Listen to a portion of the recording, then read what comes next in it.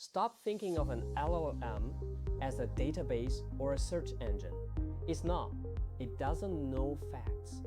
It calculates the probability of the next word.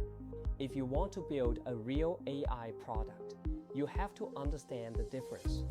Think of an LLM like a librarian who has read every book ever written but has no memory of the stories themselves. Instead, this librarian has a superpower.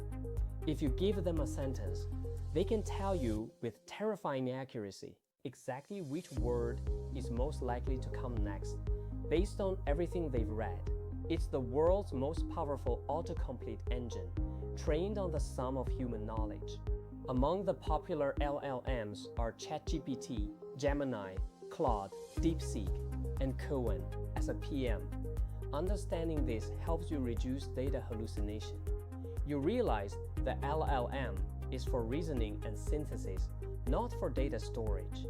Pair it with RAG to provide the facts, and use the LLM to process them.